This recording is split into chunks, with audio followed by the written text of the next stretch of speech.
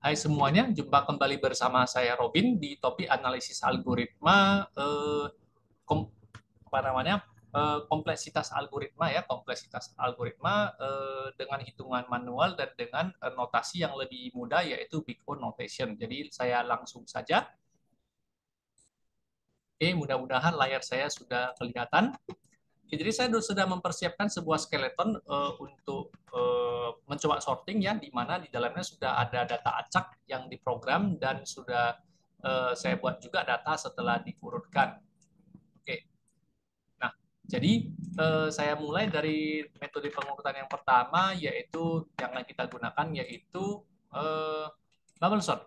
Bubble sort ya, tapi di sini saya tidak menjelaskan lagi cara kerja sortingnya karena penjelasan mengenai proses sortingnya sudah ada di video yang lainnya. Oke, jadi saya langsung aja implementasikan algoritma bubble sort lalu kita lakukan hitungan. Oke. Nah, algoritma bubble sort itu ya R dimulai dari 0, R lebih kecil dari N sama dengan N kurang 2, kemudian R++, di dalam for R ada for I, dimulai dari R tambah 1, I lebih kecil dari N, dan I++. Saya menggunakan bahasa C ya di sini. Bahasa C yang memang style C, bukan style C++, tapi menggunakan style C. Oke, yaitu menggunakan stdio dan printf. Oke, bukan IOStream. Nah, lalu di sini terjadi perbandingan apakah data R lebih besar dari data I. Nah, jika benar, maka kita tukarkan keduanya. Jadi, jika benar, maka cara menukar kedua buah data, maka kita butuh tempat data yang lainnya. Nah, data R diberikan kepada tem, lalu data R boleh menampung data ke I, kemudian data ke I boleh menampung data yang ada di tem, dan kita coba jalankan programnya, dan data sudah terurut dengan baik. Nah, tetapi kita coba melihat jumlah perbandingan yang terjadi. Oke, jumlah perbandingan versus jumlah pengurutan. Nah, jadi untuk jumlah data 10 tadi, kita sampel data kita 10. Nah, jadi kita lihat proses pengurutannya, R dimulai dari 0 sampai 10 kurang 2. Jadi nilai R itu for R ya, nilai R berjalan dari 0 sampai dengan 10 kurang 2 berarti 8. Nah, total perulangan R sebenarnya 9 kali ya, karena 0 sampai 9 itu kan yang 0 dihitung 1 kali.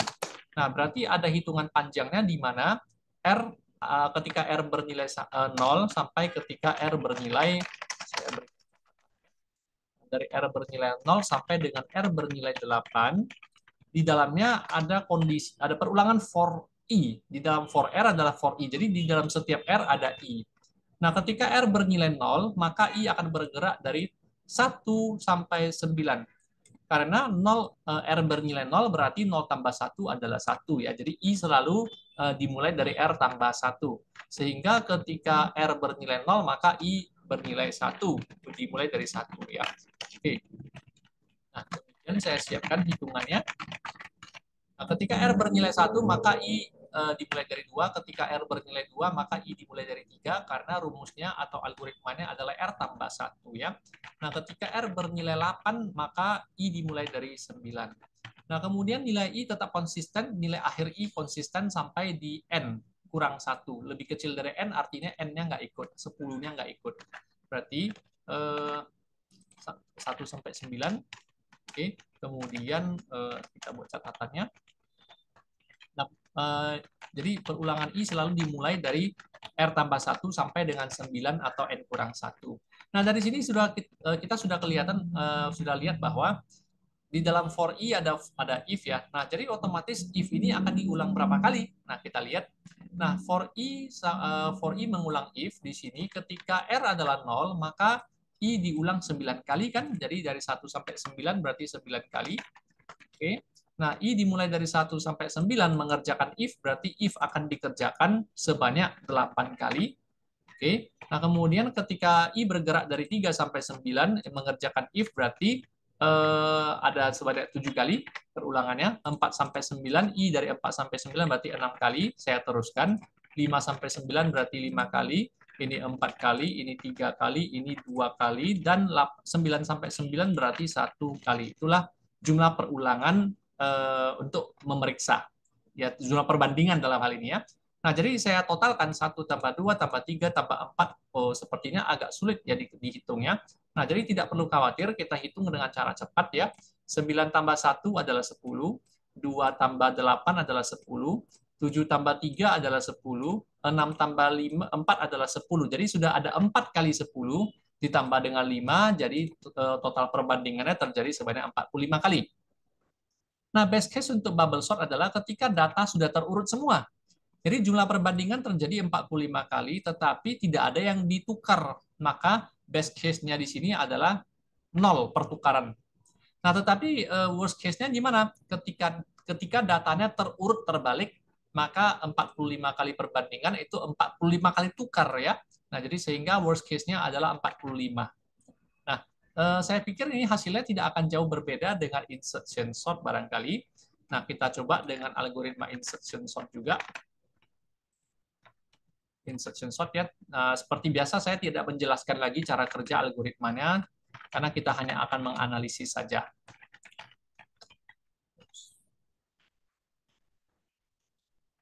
Oke.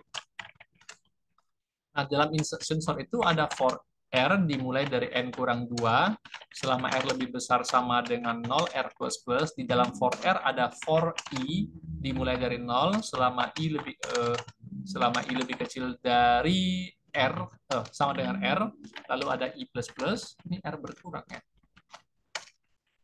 Ini R berkurang, karena dari besar ke kecil, R-nya harus berkurang.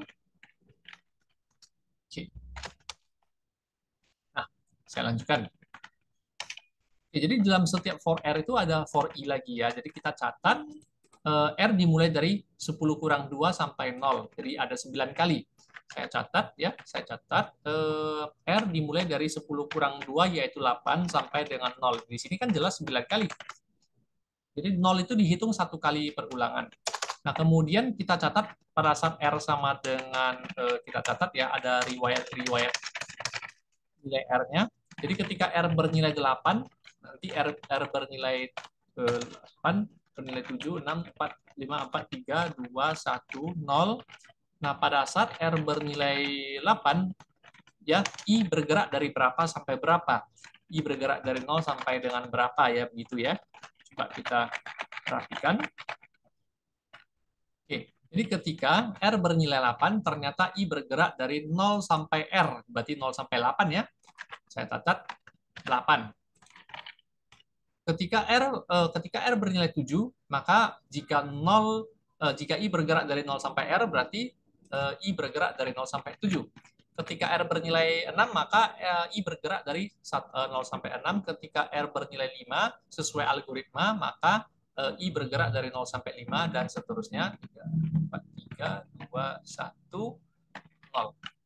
Oke, nah sampai di sini kita akan membaca kira-kira berapa kali sih jumlah perbandingan yang diulangi oleh for I, yaitu ya oleh for I dan for R. Oke, jadi 0 sampai 8 berarti 9 kali. Jelas itu 9 kali. 0 sampai 7 berarti 8 kali karena for 0 ini dihitung 1 kali. Nah, 0 sampai 8 berarti 7 kali, 0 sampai 5 berarti 6 kali. Jadi Anda udah tahu hitungannya 5 kali, 4 kali, 3 kali, 2 kali, dan 1 kali. Nah, kalau kita bandingkan kembali ke bubble sort, ya, nah, jumlah perulangannya sama rupanya. Jumlah perbandingan yang diulang oleh for R dan for I adalah sama. 9, 8, 7, 6, 5, 4, 3, 2, 1. Begitu juga dengan yang terjadi di insertion sort. Maka saya totalkan 9 sampai 1, total perbandingannya adalah 45. Nah, jadi kalau total perbandingannya 45, maka best case-nya adalah ketika semua data sudah terurut, maka total perbandingan, maka total pertukarannya adalah 0 ketika semua data sudah terurut. Jadi itu best case dari insertion sort. Sementara worst case dari insertion sort adalah ketika dibandingkan semua perbandingan itu semuanya ditukar. Ketika semua data itu terurut terbalik, maka setiap perbandingan itu terjadi pertukaran. Ya, itu masalah insertion jumlah perbandingan best case worst case dari insertion sort. Jadi kita lihat insertion sort dengan bubble sort itu sebenarnya sama ya, kinerjanya sama ya sebenarnya ya. Oke, nah kita lihat untuk selection sort juga. Saya langsung ke slide selection sort. Selection sort ya. Nah, di sini saya tidak menjelaskan juga proses kerjanya, jadi saya langsung membuat programnya. Oke. Nah, jadi di insertion sort ini, eh, di insertion sort ini ada for R dimulai dari 0, jadi modifikasi seolah-olah seperti modifikasi dari bubble sort sih sebenarnya ya. Oke, jadi selama R lebih kecil dari N kurang 2, R++, dalam for R ada K. K dimulai dari R, lalu di dalamnya ada for I, dimulai dari R tambah 1. Jadi seperti bubble sort ya, kerangka for-nya. Oke, jadi skeletonnya ya, skeleton for-nya seperti bubble sort. Oke. Nah, kemudian cara kerjanya memang berbeda dari kedua sorting yang sudah kita coba ya. Nah, jadi ketika data K lebih besar dari data ke I, maka K dipindahkan ke I. Jadi algoritmanya memang berbeda. Nah, sampai di sini ketika data R lebih besar, tidak ada if di sini, langsung terjadi pertukaran. Oke, kita coba lihat yang tertukar adalah data R dengan data K. Data R dengan data K. Oke, jadi datanya sudah terurut dengan algoritma selection sort. Oke, nah, tapi kita coba analisis ya. Kita coba analisis kinerjanya. Jadi R seperti bubble sort ya, seperti bubble sort. Jadi R dimulai dari 0 sampai dengan 8 untuk setiap R, I juga bergerak dari R tambah 1 sampai N kurang 1. Namun jumlah perbandingannya memang jumlah perbandingannya juga sama ya dengan bubble sort ya. Tapi jumlah pertukarannya tidak demikian. Nah, Anda perhatikan pertukaran ini tidak terjadi di dalam for. Jadi di dalam for ini saya tidak buat buka kurung seperti ini. Nah, artinya for I hanya mengerjakan if ya. For I hanya mengulangi if, sementara pertukaran data tidak terdapat di dalam for I. Namun pertukaran data terdapat di dalam for R. Nah, berarti jika R bergerak dari 0 sampai 8, yaitu 9 kali, maka pertukaran hanya terjadi 9 kali ya. Nah, jadi di sini kelebihan di selection sort adalah total perbandingannya tetap 45 kali.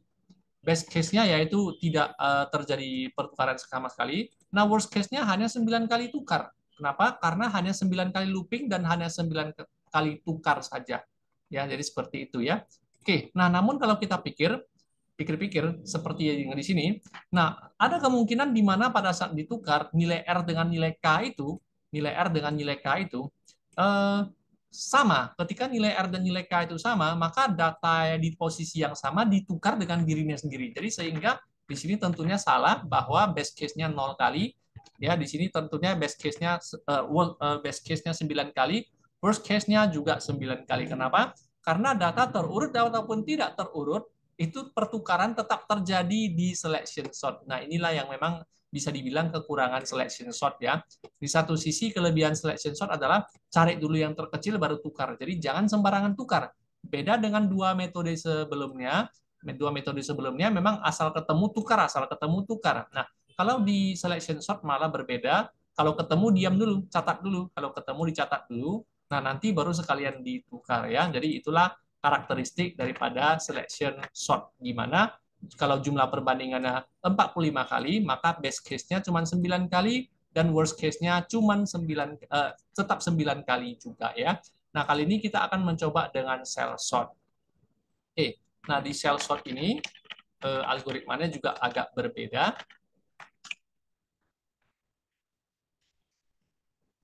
Jadi cell sort ini menggunakan jarak ya. Jadi for J dimulai dari for J dimulai dari bagi 2 ya. Jumlah data bagi 2 sampai 1. Jadi for J dimulai dari jumlah data bagi 2, selama J lebih besar dari 0, berarti 1 ikut ya. 0 nggak ikut, tapi 1 ikut. Nah, J minus-minus. Oke, itu dia for J. Nah, namun di dalam for J ada for I. Dimulai dari 0 sampai N kurang J kurang 1. Nah, jadi ada for I. Di dalam for J ada for I dimulai dari 0. Dimulai dari 0 ya. Ya, 0 sampai dengan selama ini lebih kecil dari N kurang J. Kurang satunya tidak saya cantumkan karena tandanya sudah menggunakan lebih kecil. Lalu I++. Oke, Nah, di dalamnya saya akan membutuhkan variabel bantuan variabel K barangkali ya. Jadi K itu adalah I tambah jarak. Jadi K itu selalu jaga jarak dari I. Jadi ketika jaraknya 3 misalnya, maka ketika I bernilai 0, maka K akan bernilai 5 kalau jaraknya 5. Kalau jarak bernilai 5 dan ketika I bernilai 1, maka K akan jaga jarak sebanyak 5 yaitu 6.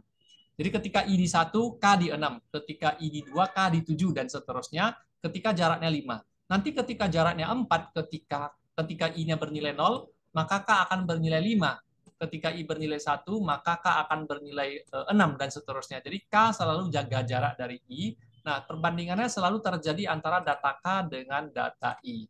Nah, kalau memang benar, maka tukarkan data K dengan data I. Jadi kalau memang lebih besar, antara data K lebih besar dari data I, maka tukarkan data K dan data I-nya. Jadi demikian, kita coba, demikian program untuk cell sort. Jadi kita coba jalankan cell sort ya. Oke, 2 program sebelumnya saya lupa save as. Oke, nah jadi di sini terjadi pengurutan terbalik ya sepertinya. Barangkali saya salah membuat tanda ya. Ya, salah membuat tanda. Jadi data K, data I ya barangkali. Oke, sekali lagi. Nah, jadi kali ini terurut dari kecil ke besar, jadi sudah oke. Nah, tapi yang penting bagi kita adalah analisisnya ya. Nah, analisis untuk cell sort. Oke, untuk cell sort dengan 10 data, J dimulai dari 5 sampai dengan 1. Lebih besar dari 0 berarti 0 tidak ikut. Jadi J itu mengambil jarak dari 5 untuk jumlah data 10 ya. Nah, dari 5, 4, 3, 2, 1. Itu nilai J. Jadi J bergerak dari 5 sampai dengan 1. Tentunya ini adalah 5 kali ya. Perulangan J adalah 5 kali. Namun yang lebih detail, lebih penting ya, for I lebih penting karena itu bagian detailnya. Nah, ketika J adalah 5, maka I akan bergerak dari 0. Ya, jadi I selalu bergerak dari 0 berapapun nilai J-nya. Oke. Nah, jadi ketika J adalah 5, I bergerak dari 0 sampai dengan berapa ini ya? Ketika J adalah 5, maka ini bergerak sampai 10 kurang 5. Lebih kecil dari 5 berarti 4. Oke, sampai 4. Ketika J bernilai 4, maka I akan bergerak dari 0 sampai 5. Ketika J bernilai 3, maka I akan bergerak dari 0 sampai 6, ya, karena 10 kurang 3 kurang 1, ya. 10 kurang 3 kurang 1 dapat 6. Kemudian ketika J bernilai 2, maka I akan bergerak sampai 7.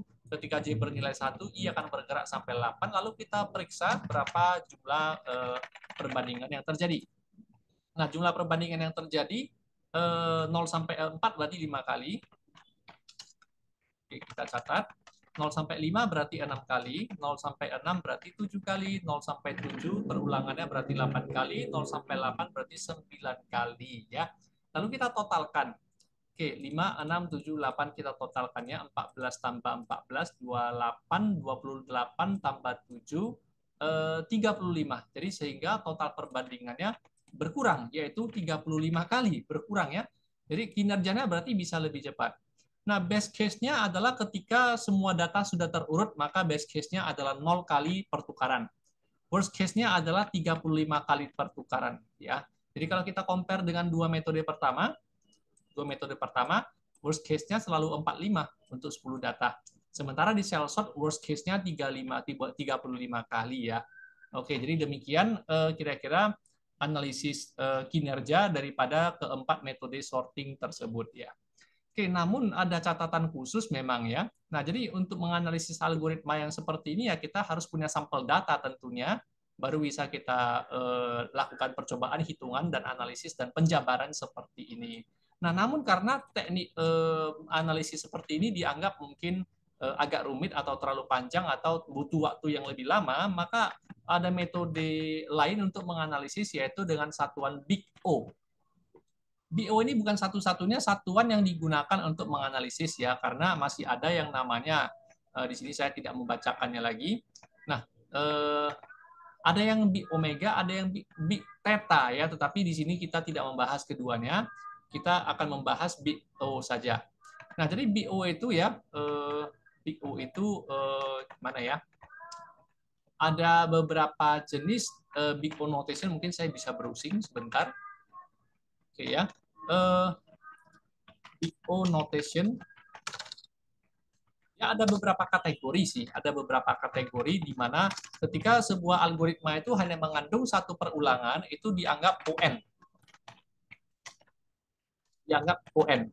Oke. Ketika di dalamnya terdapat dua looping, ya itu dalam satuan big O notation-nya itu ada variasinya. Ada variasinya ya. Nah, di mana apabila for-nya itu adalah seperti ini, for i dimulai dari 0 selama i lebih kecil dari n, i++, lalu ada for j atau for r lah yang saya katakan ya. Ada for r dimulai dari 0 selama r lebih kecil dari n lebih kecil dari n ya, lalu r++ misalnya. Nah, jadi baik for r ataupun for i sama-sama mengulang 10 kali. Jadi sehingga 10 kali 10, 10 kali 10 ya 100 kali ya. Nah, jadi BO yang versi ini disebut, dianggap notasinya ON kuadrat, ON pangkat 2. ON pangkat 2. Jadi BO notation yang seperti ini dianggap ON pangkat 3, pangkat 2 ya. Namun kalau seperti bubble sort ya, kalau seperti bubble sort tadi ya, mungkin saya boleh kembali membuka program bubble sort-nya. Oke. Nah, kalau seperti program bubble sort tadi, salah save. Oke. Nah, kalau yang seperti program bubble sort ini, BO notation versi dua looping yang versi 1, ini dua looping yang versi kedua. Nah, jadi kalau Anda perhatikan, ya, R dimulai dari 0 sampai 8 tadi ya, bubble sort lah. 0 sampai 8. Namun, di dalam setiap for R, I tidak konsisten. Maksudnya I tidak tetap konsisten di 1 sampai 9, 1 sampai 9, 1 sampai 9. Ternyata tidak. Ternyata tidak. Jadi nilai I itu terus jumlah perulangan I terus berkurang. Nah, kalau yang seperti ini itu disebut sebagai langsung dipatok dengan notasi ON log N. ON kali log N ya, N kali log N. Jadi N log N, ON log N. Jadi kira-kira gambaran big O notation-nya seperti itu. Jadi pasti lebih mudah menghitung dengan big O notation karena caranya adalah dengan seperti pukul rata gitu ya. Jadi ketika kita melihat dua looping, maka cara menggunakan big O notation-nya seperti ini. Ketika kedua buah perulangan tersebut jumlahnya konsisten, maka itu dianggap sebagai kompleksitas dengan satuan ON kuadrat. ON kuadrat. Nah, ketika di kedua for tersebut ternyata for keduanya itu bergantung kepada for pertama gitu ya, tetapi nanti makin kecil, makin jumlah perulangan makin kecil, maka itu dianggap sebagai ON, O log N gitu ya. Nah, namun tidak tertutup kemungkinan ada satuan ON yang lain ya, big O notation yang lain, misalnya ON pangkat 3, kalau ada 3 looping, ON pangkat 4 kalau ada 4 looping, dan sebagainya. Tapi yang paling umum kita lihat adalah ON, ON kuadrat, ON log N, lalu ada yang namanya ON pangkat 3, ON pangkat N ya. Jadi ada N looping.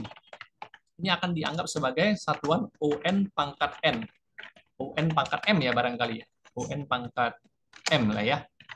M looping lah saya bilang ya, M looping. Jadi dianggap sebagai notasi ON pangkat M ya. Oke, mungkin demikian penjelasan saya mengenai kompleksitas algoritma 4 algoritma sorting ketika dikaji dari baik dengan satuan ON ataupun dengan detail kompleksitasnya. Tetapi satu hal yang pasti ya sebelum kita akhiri video ini ya, yang pasti bubble sort itu sudah n log n. Kemudian insertion sort itu adalah n log n karena for kedua ini tidak konsisten ya. Nah, perulangan kedua itu jumlahnya terus berkurang. Nah, kemudian seperti halnya juga dengan mana tadi ya, seperti selection sort juga itu jumlah perulangannya juga berkurang. Ini disebut sebagai ON log n juga ya, dalam satuan ON log n kompleksitasnya. Nah, seperti cell sort ini sepertinya juga tidak jauh berbeda. Nah, ini malah naik ya.